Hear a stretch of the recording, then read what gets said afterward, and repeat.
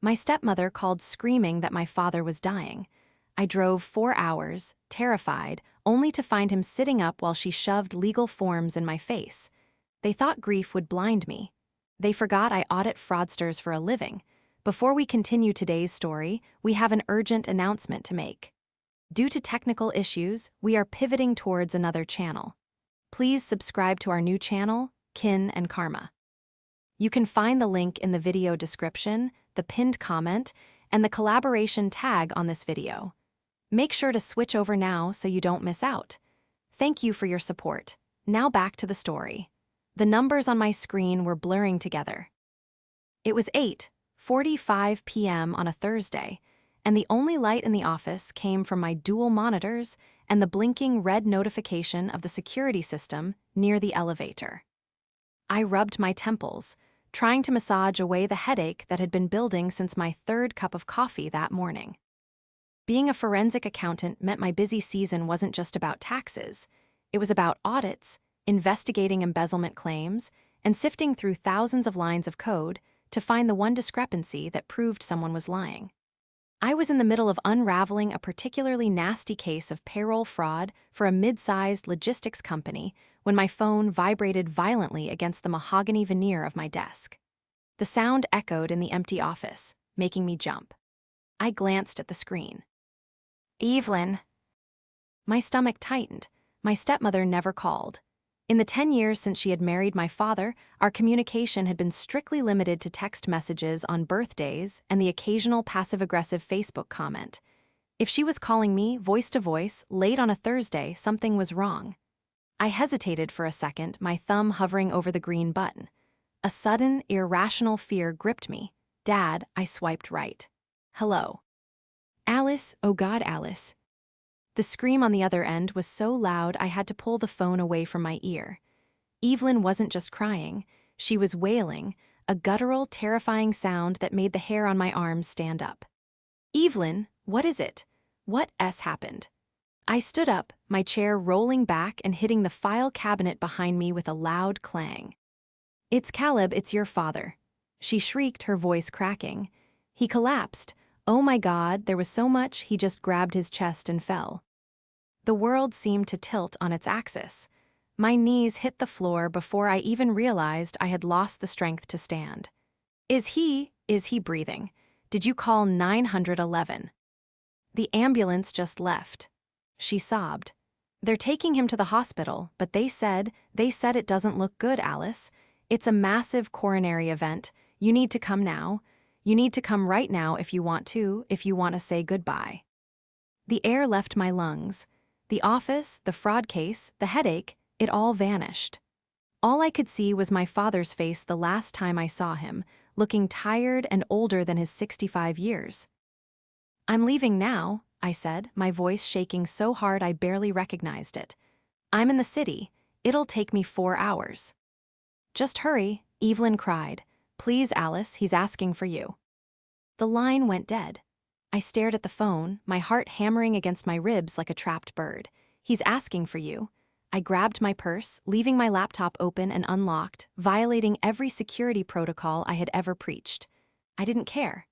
I ran to the elevator, jamming the button repeatedly. The betrayal I was about to uncover, the intricate web of lies waiting for me in my childhood home, was the furthest thing from my mind. In that moment, I was just a terrified daughter. But as the elevator doors slid shut, sealing me in, a cold, hard knot of dread settled in my stomach. The betrayal awaiting me was worse than the diagnosis itself. The drive was a blur of rain-slicked asphalt and blinding headlights.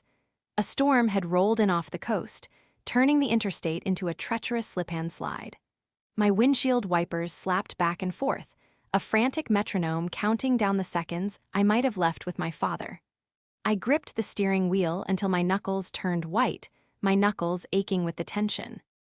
Every time my phone buzzed with a notification, I flinched, terrified it was Evelyn calling to tell me I was too late.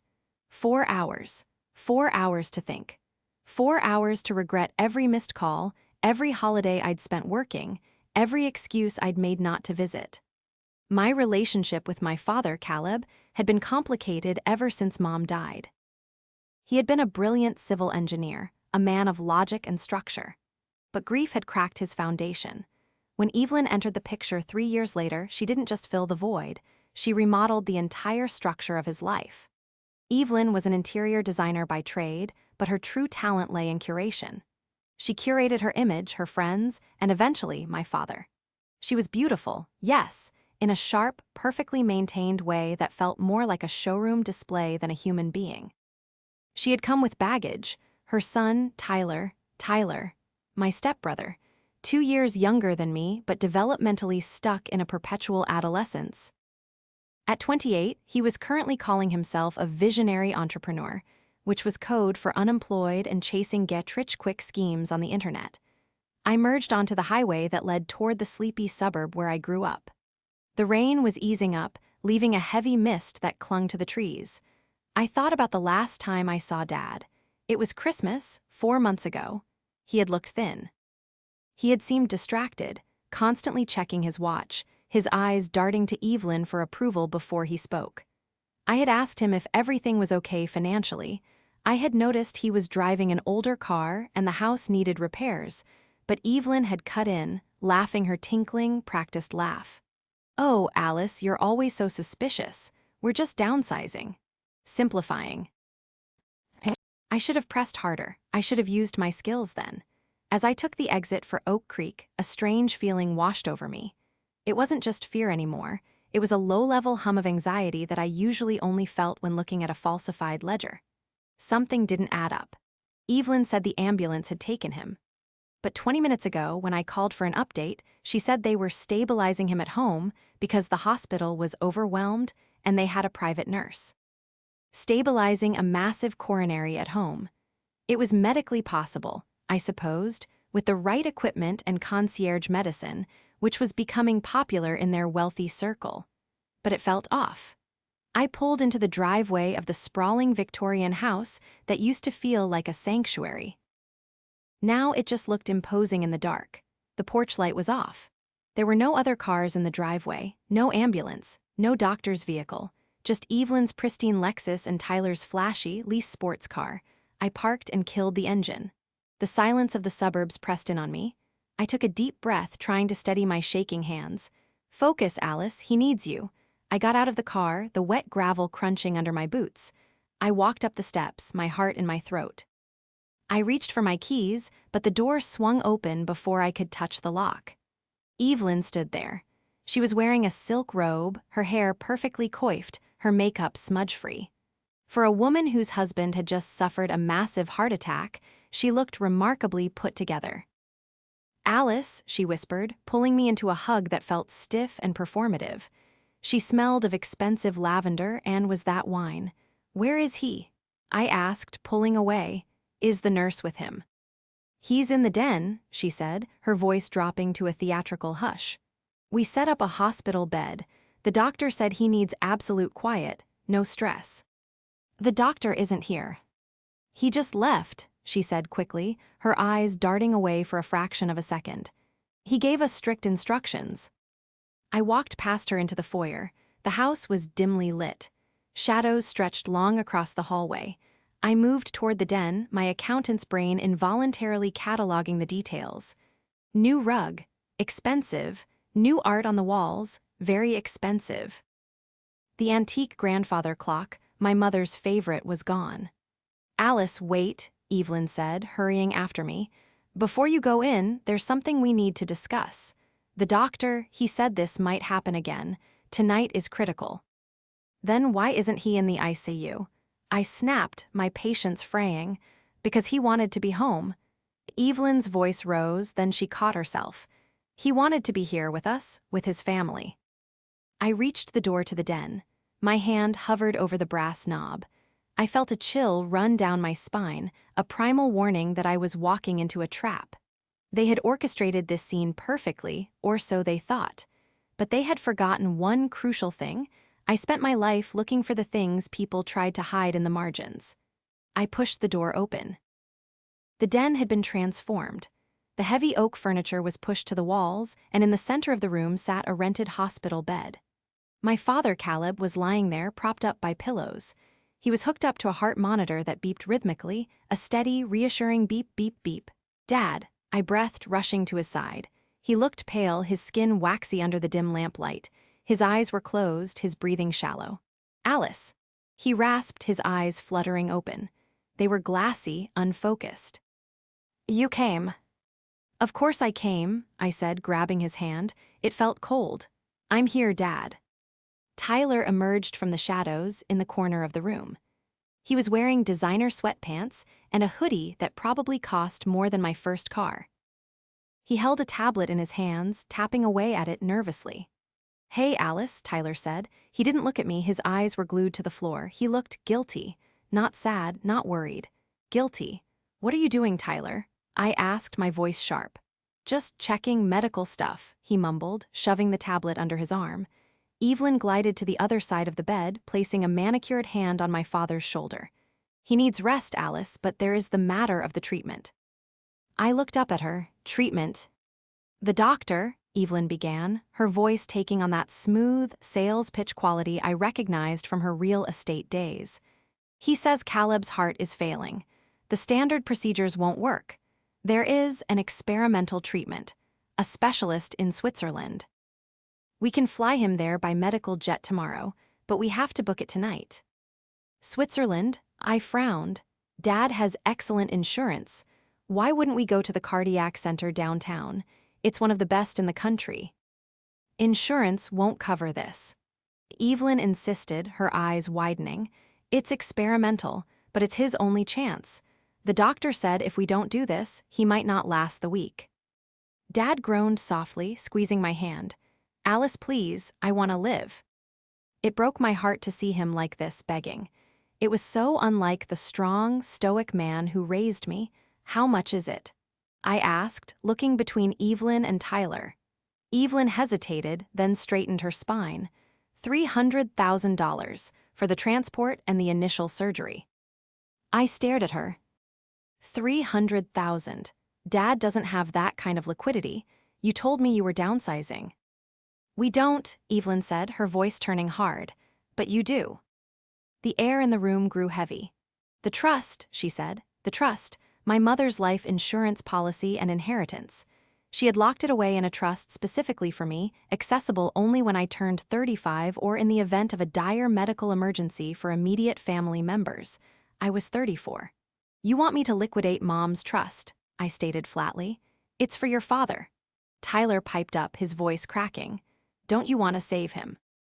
"Of course I do," I said, looking at my father. He looked so pathetic, so weak. "Dad, is this what you want?" "Please, honey," Caleb whispered, a tear leaking out of his eye. "Everything is so messy.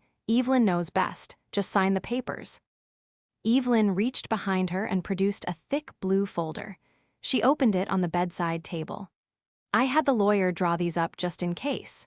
It grants me power of attorney over the trust solely for medical expenses. We can wire the deposit tonight." She held out a pen, a heavy, expensive Montblanc. "Just sign here, here, and here," she said, pointing to the little X marks on the crisp paper. I looked at the papers. I looked at the heart monitor beeping steadily. I looked at Tyler, who was practically vibrating with anxiety, and Evelyn, who was watching me with the intensity of a hawk spotting a field mouse. They were so prepared. The bed, the story, the papers. I took the pen. "Okay," I said softly. "Let me just read them first." "There's no time." Evelyn snapped, her mask slipping for a fraction of a second before she recovered. "The jet needs to be booked in the next hour, or we lose the slot."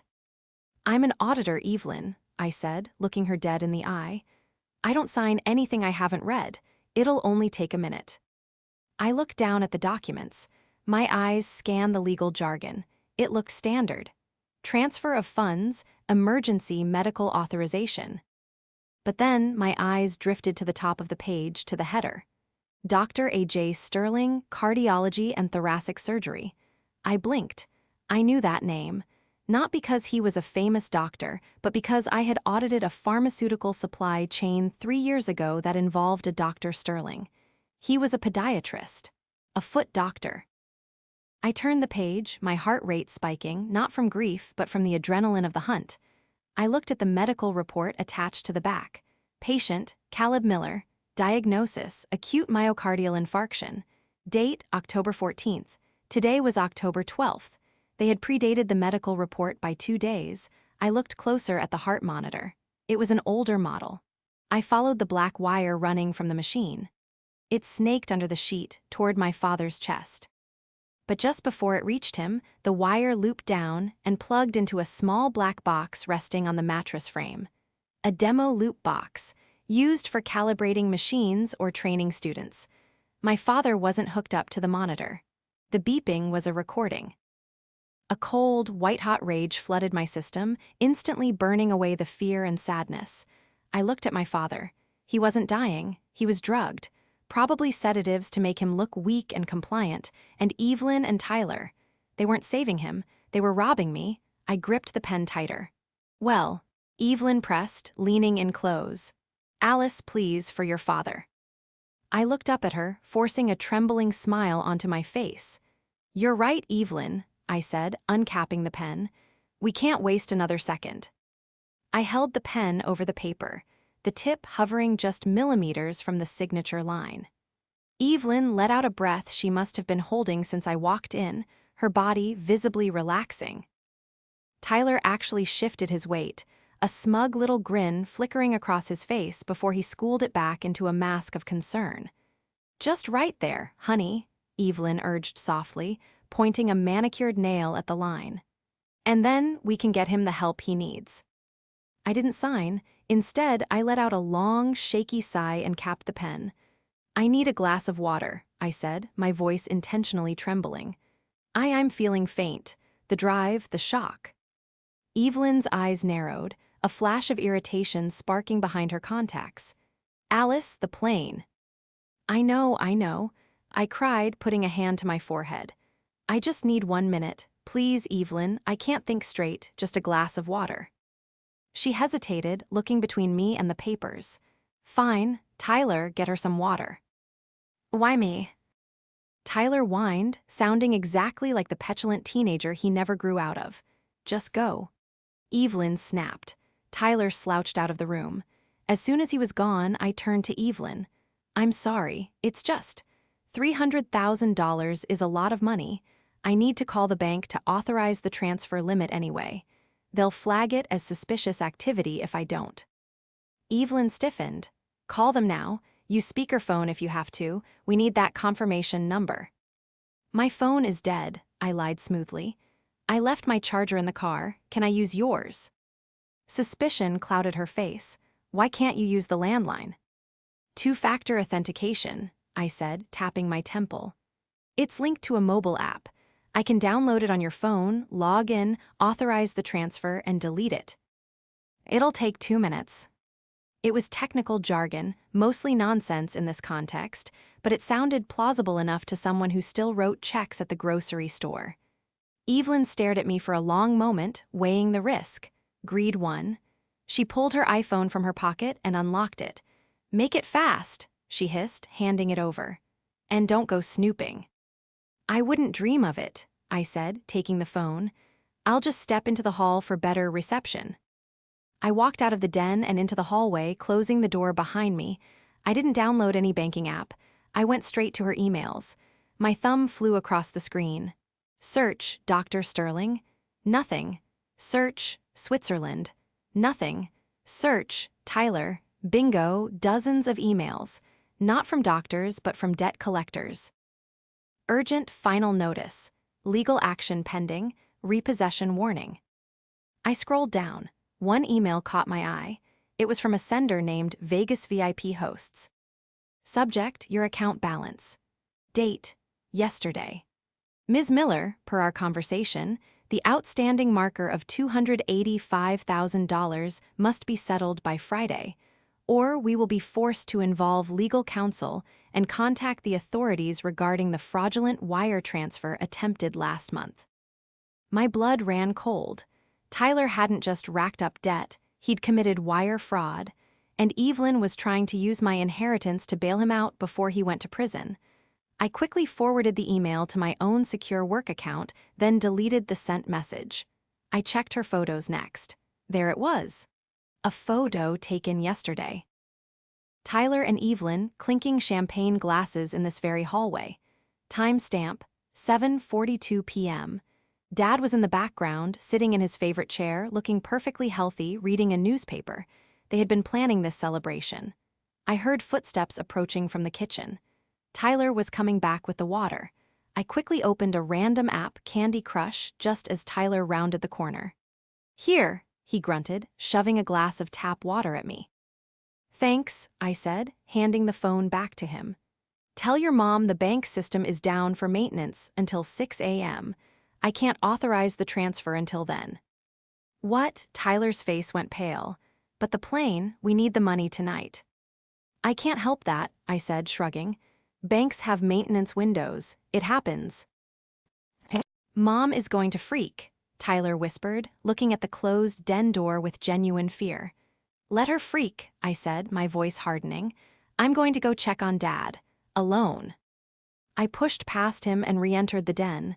Evelyn looked up expectantly. "It's done?" she asked. "System maintenance," I said, walking over to the bed. "I have to wait until morning." "Morning?" Evelyn shrieked. "He doesn't have until morning." "He looks stable," I said calmly, placing my hand on my father's chest. His heart was beating steadily, strong and rhythmic, completely out of sync with the erratic beeping of the machine. "In fact, he looks remarkably stable for a man with acute heart failure." Evelyn's eyes narrowed. "What are you implying?" "Nothing," I said, turning to face her. "Just that I'm going to stay right here by his side all night. I won't leave him for a second. And in the morning, when the bank opens, we can sort everything out." I sat down in the armchair next to the bed, crossing my legs. "You should get some rest, Evelyn. You look exhausted." She stared at me, her mouth opening and closing like a fish. She knew she couldn't force me to sign without raising suspicion. She was trapped. "Fine," she spat, "but if he dies tonight, it's on your hands." She stormed out of the room. I waited until I heard her footsteps retreat upstairs, then I pulled out my own phone, which had plenty of battery left. I had work to do. The hours ticked by in agonizing slowness. I didn't sleep. I spent the night documenting everything. I took photos of the fake monitor setup. I took photos of the medical documents. I even found the empty bottle of sleeping pills in the trash can, benzodiazepines prescribed to Evelyn. That explained Dad's lethargy. Around 3 a.m., Dad started to stir. The drugs were wearing off. "Alice," he mumbled, his voice thick. "I'm here, Dad," I whispered, leaning close. "Don't speak, just listen. Do you know where you are?" "Home," he said, rubbing his eyes. "I feel heavy. Why am I in this bed?" "Evelyn said you had a heart attack," I said gently. "Heart attack." He frowned, confusion knitting his brows. I felt fine. We had dinner. Evelyn made that soup I like, then I got so sleepy, I just woke up here." "Did a doctor come see you?" "Doctor, no. I don't remember a doctor." My jaw tightened. They had drugged him at dinner. "Dad," I said, taking his hand, "Evelyn and Tyler are in trouble, financial trouble. They're trying to make me sign over Mom's trust to pay for a fake surgery for you." He stared at me, his eyes widening as the fog cleared. "What? Number Evelyn, she wouldn't." "She would," I said, "and she did. Tyler owes nearly $300,000 to a casino in Vegas. They're desperate." "Tyler," Dad closed his eyes, a look of profound pain crossing his face. I knew he was gambling again. I told Evelyn I wouldn't bail him out this time. I told her no more. "So she found another way," I said. By using me." At 7:00 a.m., the sun began to bleed through the heavy curtains. I heard movement upstairs. They were awake. I stood up and stretched. I looked at Dad. He was awake now, fully lucid and furious. "Stay in bed," I told him. "Let them think the plan is still working. I need them to admit it." The door opened. Evelyn walked in, dressed in a crisp black suit, looking ready for a funeral or a board meeting. Tyler trailed behind her, looking significantly worse for wear, dark circles under his eyes. "The bank is open," Evelyn announced without preamble. "Alice, the papers." "Good morning to you too," I said, not moving from my spot between them and the bed. Don't play games with me, Evelyn snapped, marching over to the bedside table. She picked up the pen and held it out. Sign the transfer authorization. The jet is waiting on the tarmac. There is no jet, Evelyn, I said quietly.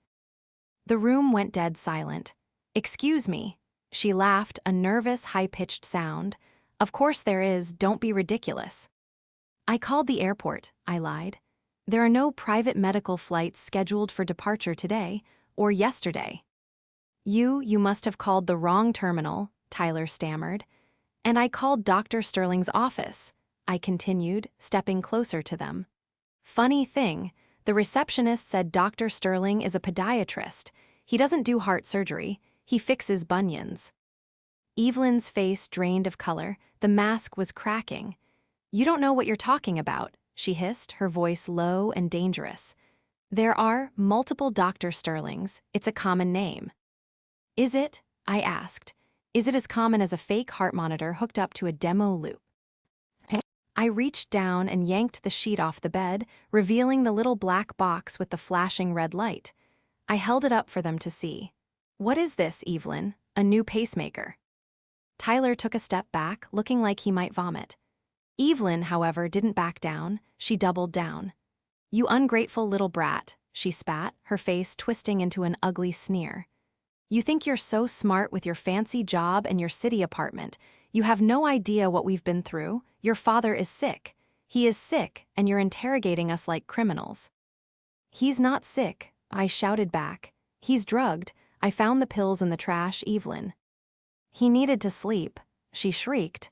His heart couldn't take the stress. We did it to protect him. Protect him from what? I demanded. From finding out that his wife and stepson are trying to steal his daughter's inheritance to pay off a gambling debt. Evelyn froze, her eyes darted to Tyler, then back to me. I don't know what you're talking about. I saw the email from Vegas, Evelyn, I said, my voice dropping to a calm, deadly whisper. $300,000, or Tyler goes to jail for wire fraud. You hacked my phone, she screamed, lunging at me. That's illegal. I'll have you arrested. Go ahead, I said, standing my ground. Call the police. Let's see who they arrest first. The hacker or the people committing elder abuse, fraud, and attempted grand larceny. You have no proof, Tyler yelled, finding his voice. It's just your word against ours. Dad will never believe you. He trusts us. Is that so? A voice came from the bed, deep, resonant, and utterly heartbroken. Actually, Tyler, Dad said, sitting up and pulling the sensors off his chest. I believe her. Evelyn and Tyler spun around, horror etched onto their faces. Caleb, Evelyn gasped, her hand flying to her mouth. You're awake? Oh, thank God, we were so worried. She rushed toward him, arms outstretched, switching instantly back to the doting wife persona. It was terrifying to watch.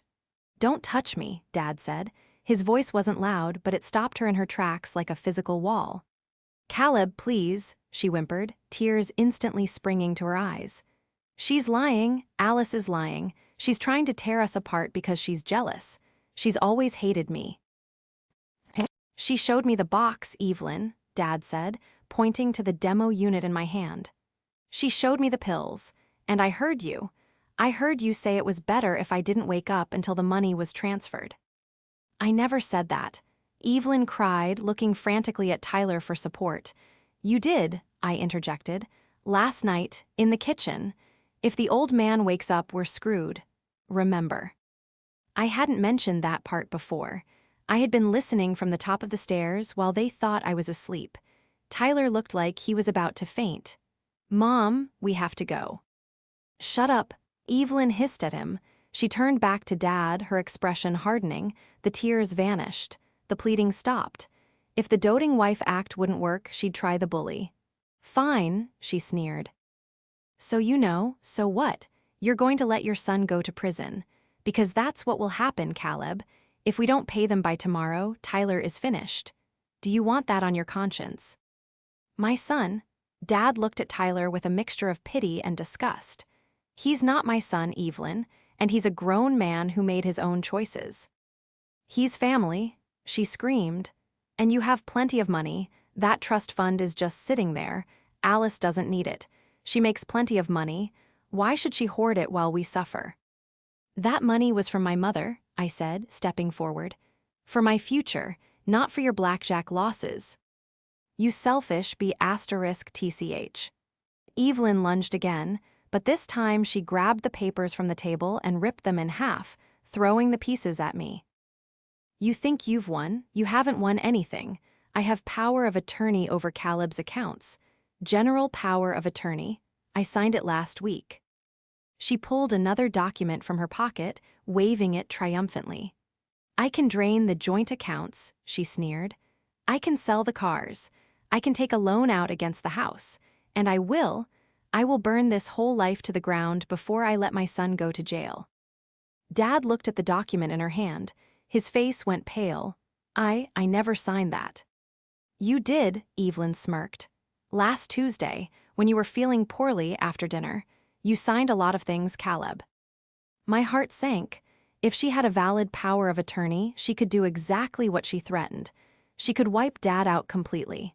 You're bluffing, I said. Try me, she challenged. I'm going to the bank right now, and unless you want to see your father living in a cardboard box, you'll transfer that trust money to Tyler's account within the hour. She grabbed her purse and keys. Come on, Tyler. They turned to leave. Wait, I said. They stopped, turning back with smug smiles. You're forgetting one thing, I said, pulling my phone out. What? Evelyn asked, bored. I'm a forensic accountant, I said, and I specialize in fraud detection. So, I continued, tapping my screen. I didn't just look at your emails last night. I looked at the metadata of the document you just waved in my face. You scanned it and emailed it to yourself 3 days ago. And I noticed something interesting about the notary stamp, I said. It's from a notary in the next town over, a Mr. Henderson. I looked him up. His license expired 6 months ago. Evelyn's smile faltered. And, I added, I also looked up the witness signatures. Sarah Jenkins and Mike Ross. They don't exist in this county. But coincidentally, those are the names of the characters in the TV show you were watching on Netflix last week. I took a step closer. That power of attorney is a forgery, Evelyn, a bad one. And if you try to use it at the bank, you'll be committing a second felony. On top of the elder abuse. On top of the attempted grand larceny. Evelyn stared at me. The color drained from her face completely. I already sent the report to the bank's fraud department. I lied. Well, mostly lied. I had drafted the email, but hadn't hit send yet. Their legal team is reviewing it as we speak. If you walk into that bank, the police will be waiting for you. For the first time, Evelyn looked truly terrified. She looked at the document in her hand, then at me, then at Dad. You wouldn't, she whispered. I would, I said, and I will. Get out, Dad said. His voice was stronger now. He stood up from the bed, shaky but determined. Get out of my house, both of you. Caleb, you can't. Get out, he roared, pointing at the door.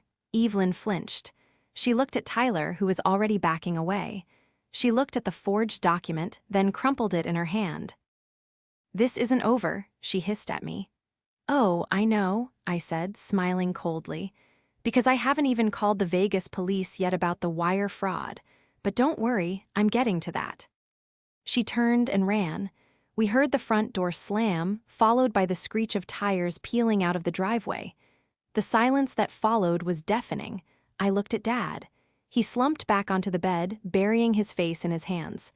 I'm so sorry, Alice, he sobbed. I'm so sorry. I sat down beside him and put my arm around his shoulders. It's okay, Dad. It's over. They're gone. But as I held him, I knew it wasn't quite over. Evelyn was desperate, and desperate people did dangerous things. I needed to make sure she could never hurt him again. The sound of the front door slamming echoed in the silent house like a gunshot. Dad slumped back against the pillows, the fight draining out of him as quickly as it had appeared. He looked small, fragile, a man whose entire reality had just shattered. But I couldn't afford to crumble. Not yet. Evelyn and Tyler were desperate, and desperate people were unpredictable.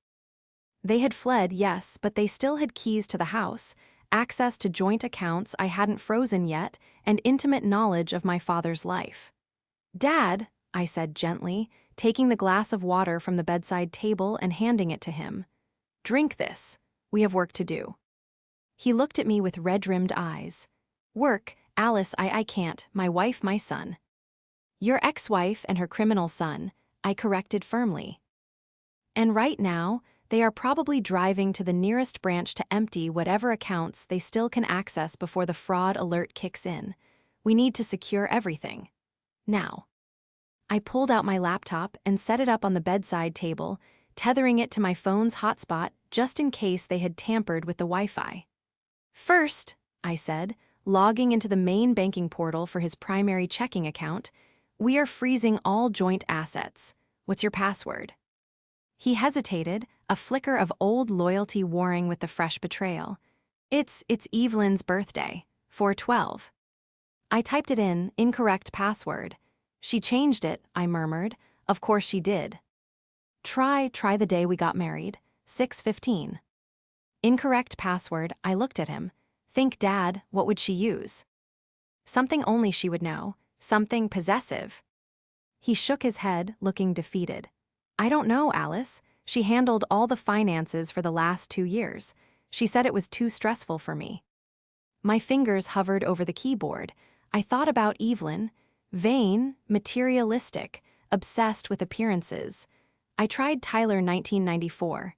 Access granted, I let out a harsh laugh. Unbelievable, she set the password to her son's name. I quickly navigated to the transfer page. My breath hitched.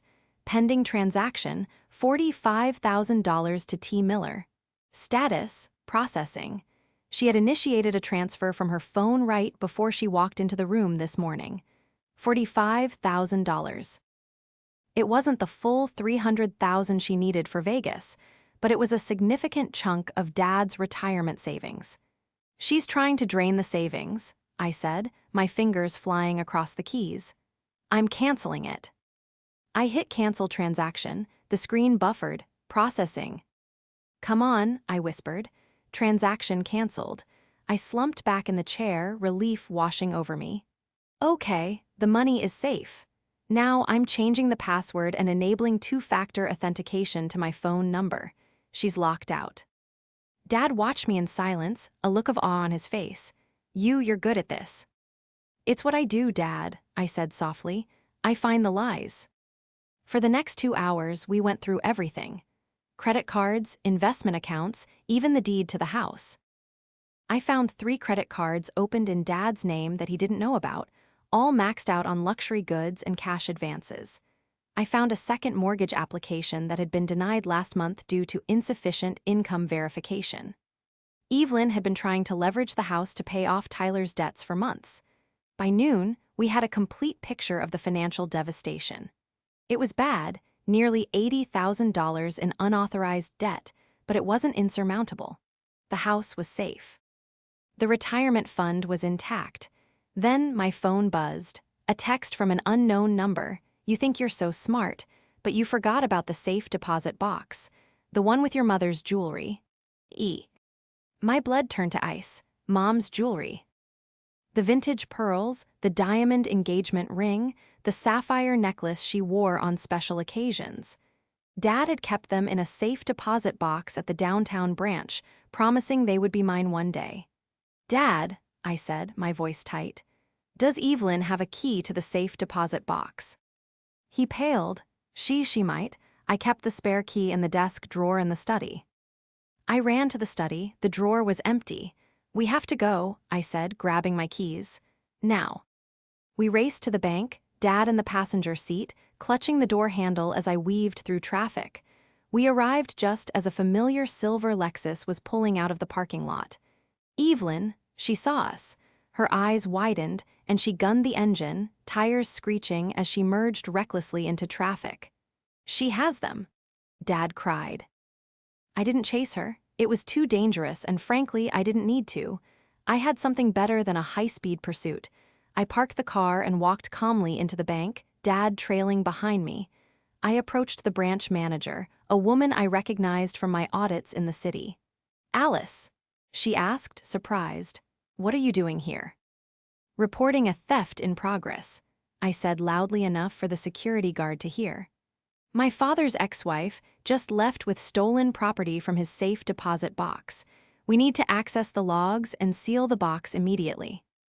20 minutes later, we were in the viewing room. The box was empty. "She took everything," Dad whispered, tears streaming down his face. "Your mother's ring, the necklace." "Don't worry, Dad," I said, pulling out my phone again. "Remember that email I forwarded last night?" I dialed a number. "Who are you calling?" "The Las Vegas Metro Police Department," I said. "Financial Crimes Division. I have evidence of wire fraud, identity theft, and now grand larceny across state lines if she tries to sell that jewelry." I spoke to the detective for 10 minutes, giving him everything: Tyler's gambling debts, the fraudulent emails, the forged medical documents, and now the theft of the jewelry. I gave him the license plate of the Lexus and Evelyn's likely destination, a pawn shop or fence to get quick cash for Tyler. "They'll put out a bolo," I told Dad as I hung up. "She won't get far." We drove back to the house in silence, but it was a different kind of silence this time. It wasn't fearful. It was resolute. When we pulled into the driveway, a police cruiser was already there. An officer was standing on the porch, talking too. Tyler, he was sitting on the steps, head in his hands, sobbing. Evelyn was nowhere to be seen. We got out of the car. The officer approached us. "Are you Caleb Miller?" "Yes," Dad said, standing tall. "We found this young man trying to break into the back window," the officer said, gesturing to Tyler. "He claims he lives here." "He doesn't," Dad said coldly. "Dad, please," Tyler wailed, looking up. His face was a mess of snot and tears. "She left me. She took the jewelry and drove off. She said every man for himself. I have nowhere to go. The guys from Vegas, they're going to kill me." "Where did she go, Tyler?" I asked, stepping forward. She went to meet a guy, a fence, in the city. She said she could get 50 grand for the ring." I looked at the officer. "You might want to radio that in." The officer nodded and went back to his car. I looked down at Tyler. The arrogance, the entitlement, the cruelty, it was all gone. He was just a scared, pathetic boy who had let his mother ruin him. "You should have signed the papers, Alice," he whispered. "None of this would have happened." "You're right," I said. "If I had signed, you would have gotten away with it. But you forgot one thing, Tyler." "What?" "I don't sign anything I haven't read." 2 hours later, we got the call. Evelyn had been arrested at a pawn shop in the city, trying to sell a 2-carat diamond ring for a fraction of its value. The jeweler had recognized the stone from a stolen property alert the police had issued just minutes prior. She was charged with grand larceny, identity theft, and elder abuse. Tyler was picked up on outstanding warrants for fraud and illegal gambling activities. The house was quiet that night. For the first time in years, it felt peaceful. Dad and I sat in the kitchen, drinking tea. He looked tired, older, but lighter somehow. The heavy burden of secrecy and manipulation had been lifted. "I don't know how to thank you, Alice," he said, staring into his mug. "I was so blind. I let them take everything." "Not everything," I said, reaching across the table to squeeze his hand. "You still have the house, you have your pension, and you have me." He looked up, tears welling in his eyes again. "I haven't been a good father to you, Alice. Not since your mother died. I let Evelyn push you away." "I know," I said, "and that hurts, but we can fix it. It will take time, but we can fix it." "I want to," he said earnestly. "I really want to." "Good," I smiled, "because I'm going to need you to sign some papers." He flinched. "Papers?" "Legitimate ones," I laughed, pulling a folder from my bag. "I drew these up while you were napping. It's a revocable living trust. It puts the house and your assets into a protected entity. I'm the trustee, but you have full use of everything for your lifetime. It means no one, not Evelyn, not Tyler, not anyone, can ever trick you into signing your life away again." He looked at the document, then at me. He didn't hesitate. He didn't ask to read it, though I made him read it anyway. He just picked up a pen and signed his name. "Done," he said, handing it back. "You're really good at this, you know." "Forensic accounting." I grinned. "Yeah, it pays the bills." "No," he said, smiling for the first time in days. "Protecting your family." The next few months were a blur of legal proceedings. Evelyn took a plea deal, 5 years in prison for larceny and fraud. Tyler got 3 years with mandatory gambling addiction treatment. I helped Dad clean out the house. We sold Evelyn's ridiculous furniture, donated her clothes, and repainted the walls. We found Mom's old grandfather clock in the attic, hidden under a tarp, and put it back in the hallway where it belonged. Dad started therapy. He joined a local gardening club. He started acting like himself again, and me. I went back to the city, back to my audits and my spreadsheets, but I visited every weekend. One Sunday, we were sitting on the porch, watching the sunset. Dad turned to me. "You know," he said, "I always wanted you to be an engineer like me. I thought accounting was boring." I laughed, and now, he said, taking a sip of his iced tea, "I think it's the most exciting job in the world. You're like a superhero with a calculator." "I'll take it," I said. The sun dipped below the horizon, painting the sky in shades of pink and orange. I thought about the phone call, the panic, the long drive in the rain. I thought about the fake heart monitor and the forged papers. It had been the worst week of my life. But looking at my dad, safe and smiling, I knew I would do it all again. Because in the end, the numbers didn't lie. And neither did love.